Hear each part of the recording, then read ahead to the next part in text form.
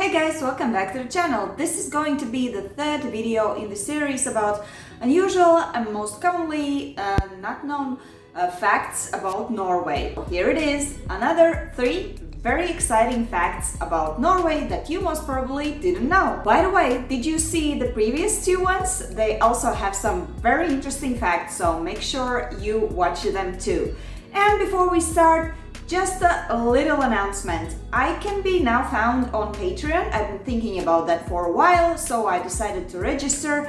And from this moment, you actually can go there and support me. And all of the money collected will definitely go to my piggy bank, where I am saving for my channel improvement, namely to buy some equipment to make my channel more visually beautiful and also to have higher quality of my videos. But anyways guys, apart from Patreon, which will make me really happy, you can also support me by your likes, your comments down below and subscriptions to the channel. And yeah, all of that together, Patreon or subscriptions, comments or likes, will help me to get a little bit closer to my big dream, which is basically to become a full-time YouTuber. So all is in your hands and I'm trying really hard.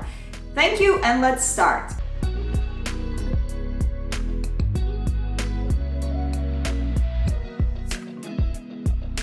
Who doesn't love Christmas? And who would have thought that the Christmas tree that is each year placed on the Trafalgar Square in London is coming from Norway?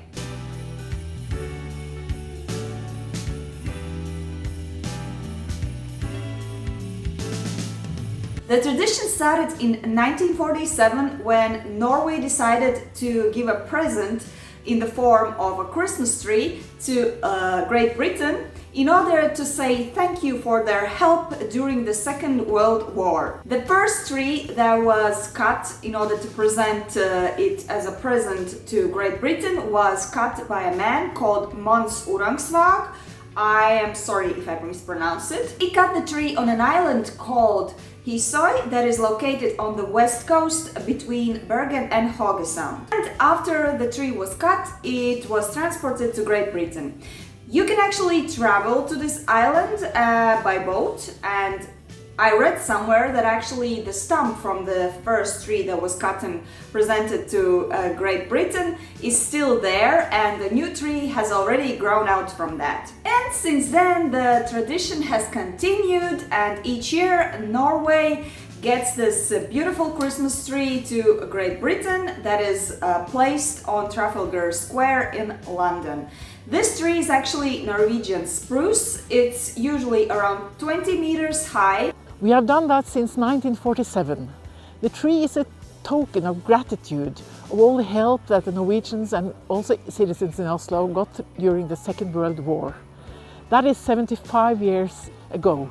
So the tree is now much more than that. The tree symbolizes hope for the future, friendship, peace and solidarity. The Norwegian foresters usually take this task of picking up the right Christmas tree for London very seriously. They are really seriously considering the options and making sure that they are really choosing the queen of the forest as a present.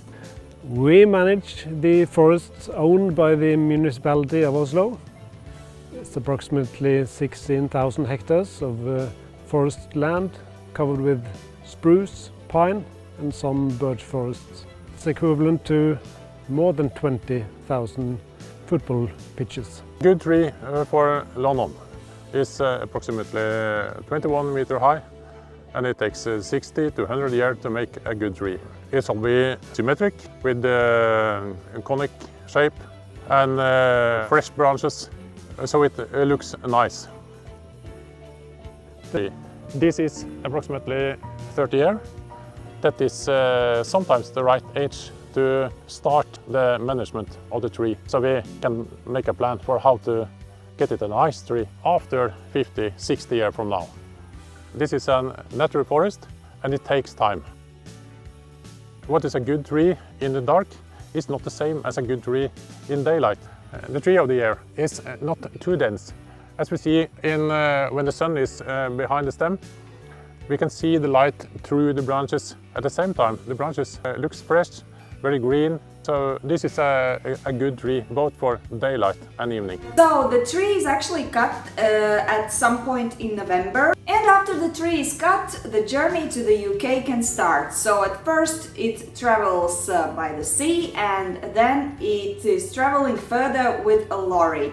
And when it reaches the Trafalgar Square, there is a special team that puts that tree on a Trafalgar Square by means of hydraulic cranes. And at the base of the tree there is a special sign saying, "Tree is given by the city of Oslo as a token of Norwegian gratitude to the people of London for their assistance during the years of 1940 up to 1945. A tree has been given annually since 1947. The lighting of this Christmas tree usually starts the countdown of Christmas in London, and they usually make some kind of event around it with important people performing, different interesting events happening. It usually happens on the first Thursday of December, and this event usually gathers thousands of people.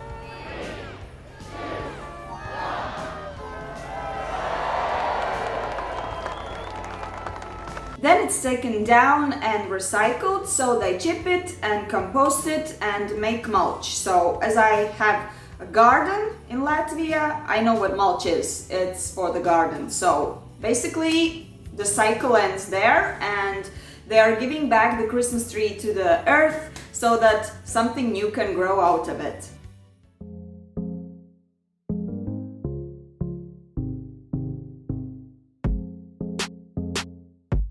So this is a topic that usually gets me very sweaty.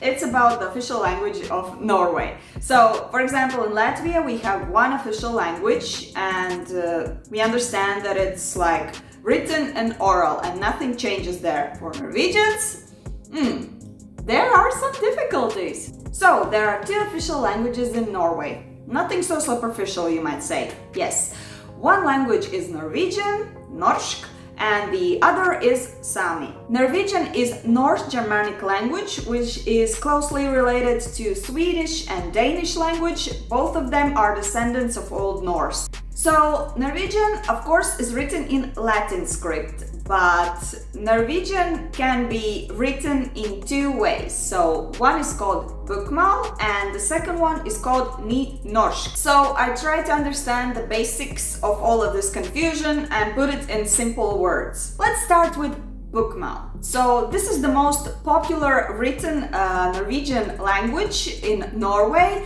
Mostly around 80 up to 90% are using this written language, and for people who want to learn Norwegian, including written Norwegian, like me, usually are studying bokmål as their Norwegian language. The second one, nynorsk, can be literally translated as New Norwegian, which signifies that it has appeared more recently than bokmål. Nynorsk was introduced by a person named Ivar Aasen in the 1850s, and nynorsk was based on the rural spoken Norwegian language rather than the language that was spoken mostly in the large cities, which was more like Danish influenced, and it served for the basis of bokmål. The official codification of nynorsk happened in 1901.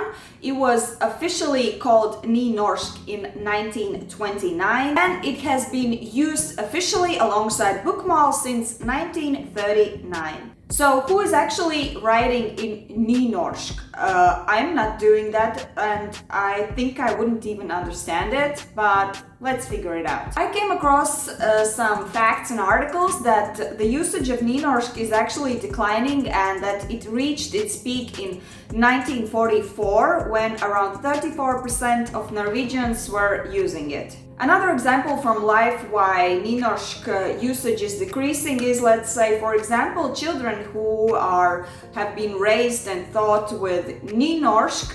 When they are leaving their hometown to a place, let's say for some studies or to work, that is mainly dominated by Bokmål, they simply switch from Nynorsk to Bokmål. And also most of the urban centers are Bokmål used, if I can say like that, and this is why the numbers are decreasing. But the fact remains a fact. There are two written Norwegian options, and both of them are official and we should respect them. Now that we have figured out the written Norwegian language, let's talk about the spoken language. And guys, it does not get easier. Norway has so many dialects. Norwegian dialects are commonly divided into four main groups: Northern Norwegian, Nordnorsk, Central Norwegian, Trøndersk, Western Norwegian, Vestlandsk, and Eastern Norwegian, Østnorsk. Sometimes Midland Norwegian, Midlandsmål, and South Norwegian, Sørlandsk, are also considered fifth or sixth groups. In general, people speaking dialects can be understood, however they differ significantly with regard to accent, grammar, syntax, and vocabulary. This, my friends, is what I came across very often. Every time I go out and hear somebody speaking Norwegian, of course I'm trying to understand because it's like a practice to listen Norwegian and try to understand. I came across with the fact that actually the things they are saying and how they are saying are different from what I'm learning in my online classes. So I started to ask locals about this phenomenon, and yeah, it is phenomenon for me. And I said like, why am I taught a word ikke, but I heard some people saying ikke, and why there is jeg, meaning I, and some people say egg, and the locals just laughed and said, did you know that there are around 10 versions of how you can say I in Norwegian? And then they said, it's just dialects. Chill, you will learn everything. And then they sometimes just laugh and say, you know, there are situations when people from different regions come together and they do not actually completely understand each other. An example from life. So I was talking to this nice Norwegian couple and we were talking in English, and then the lady asked me, snakker du norsk eller bergensk? And I was like, wow, Bergensk is like completely something different. And then I got it. She was talking about the dialect that is in Bergen. So I guess my future is to not only learn like the Bokmål, but also start to understand what is Bergensk. Another thing that surprised me when I was doing some research about these dialects is that dialects are not like always associated only with cities and large inhabited places. These can also refer to as small places as farm clusters. Now, can you imagine this? How large is Norway? How many like small places and inhabited regions, or I don't know, clusters or villages are there? And now you get the idea how actually many dialects there can be. On the one hand, for me as a foreigner, it of course makes things a little bit complicated, especially if I'm like traveling around Norway, but I still think that people would understand me because they've been living with this for quite a while and I think they are used to that. And on the other hand, I think it's great that they are keeping these dialects alive. There's no discrimination towards how do you speak. And I think it's great. For, let's say, an example from Latvia. I'm coming from a region called Kurzeme, from a city called Ventspils. And people from Ventspils speak a little bit different from, let's say, the capital city. And when a person from Ventspils goes to Riga, they usually catch you very quickly that you are coming from Ventspils. And in that sense, people from the capital city usually like to make fun of us that are coming from Ventspils, because we tend to kind of swallow the endings of the words and they think it's a little bit rural, but no. We are coming from Ventspils, we are very proud, we are living by the sea and we have a very beautiful city and we speak the right way. I just wish people would have more respect towards dialects in Latvia. And as I mentioned, the most important thing is that people here in Norway do understand each other, and that's the main goal of the communication, and that's the main goal of language. And all of this being said, just wanted to say that I truly like learning Norwegian, and I'm very determined to learn it, at least to the extent that people understand me and I can speak to them freely. So, jeg liker å lære norsk. Sorry if it was wrong.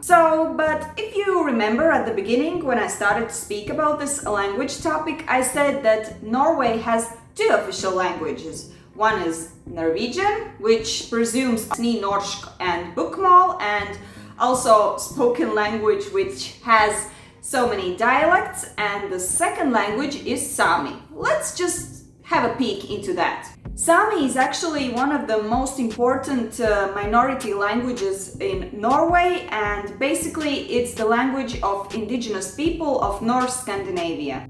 And though they have largely adopted Norwegian, Swedish, Finnish or Russian, some still speak their indigenous Sami languages. By far the most spoken from Sami in Norway is North Sami.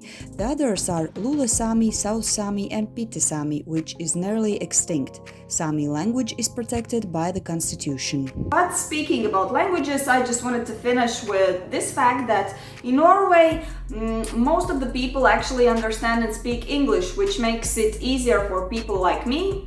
Let's say I'm in a situation where I cannot actually explain something in Norwegian, then you can switch to English, and in 90% of cases people will understand you and reply you in English.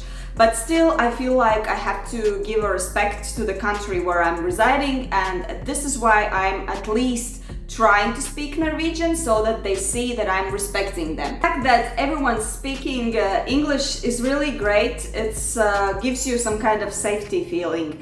This is not the case with other large countries, let's say France, where everybody speaks mostly only in French, or let's say Russia, where people think that everybody should speak Russian. I was living in Russia for 1.5 years, and I felt so lucky that my second language, almost similar to native, is Russian, so I felt like a fish in a pond. But if I didn't know Russian, I think I would be in huge trouble, and it would be really, really difficult, because I wasn't living in the capital city. I was living a little bit further from capital city in another city called Voronezh, and I think I would have some kind of problems in communicating if I didn't know Russian perfectly. So guys, the thing what I wanted to say is learn languages. It opens you a lot of doors, and it's also very interesting because it also kind of opens your mind to new cultures, to new things, and yeah, it helps you to discover the world.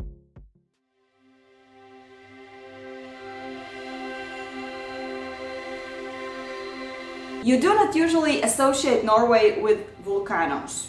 Yes, Norway is about fjords, hills, rivers, lakes, beautiful woods, no volcanoes. And volcanoes are for the other parts of the world. This is what we are taught at our geography lessons, and also this is what we see on TV when there is some kind of new volcano eruption. No, Norway actually has a volcano, and it's active. So when I was reading about it, I understood that there are actually several, if I'm not mistaken, but only one of them is active, and do not worry, I am safe. This volcano that is active is actually far from the mainland, and in case something happens, it will not affect the mainland. That is because the volcano is located on a volcanic island on the Atlantic Ocean between Greenland and Norway. The island is called Jan Mayen. It covers around 373 square kilometers of land. And most of its territory is actually covered with glaciers. There are no permanent inhabitants on the island. The only permanent ones are some representatives of animals who can live in these conditions. And there are some non-permanent residents in the form of humans coming for work. They are operating meteorological station and also some radio communication station.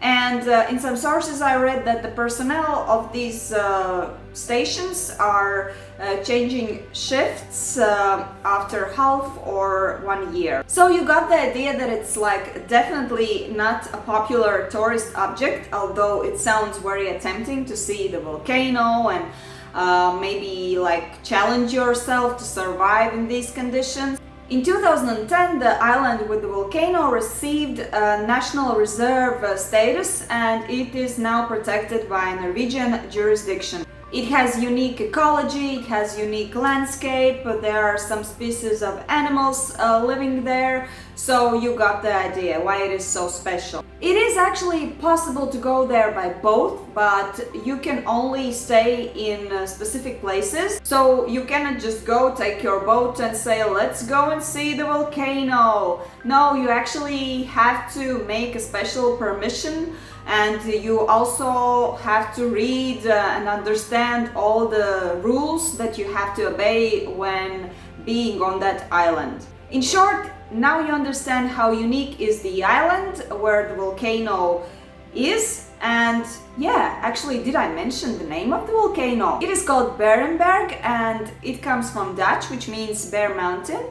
And I read somewhere that during the 17th century, Dutch whalers came here, and allegedly the first thing they saw were polar bears, and this is why they called it like that. Berenberg is 2,277 meters high, and it is world's northernmost subaerial active volcano. Now, how dangerous is it? Actually, I read that the most dangerous and largest eruptions were in 1970 and in 1985. The one in 1970 being the largest and most dangerous among these two. It is thought to be around one volcano eruption happening in Jan Mayen Island within the time span of 100 and 130 years.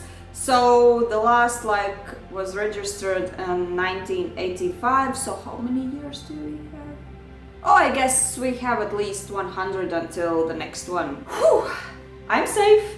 I don't think I'm gonna live longer than 100 years, but who knows? Well, my friends, this is it for today. I hope you enjoyed my today's video. Of course, I will be always waiting your comments down there below in the comment section. You know, I like the discussions that we are having there.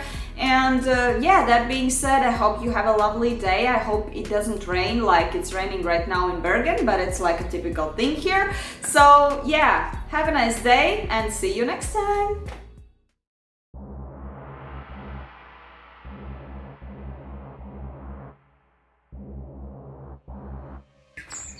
Who is this woman? And yeah, we all know that we still don't know who she is and what was the purpose of her dying there. Was it a suicide? Was it a murder? We don't know.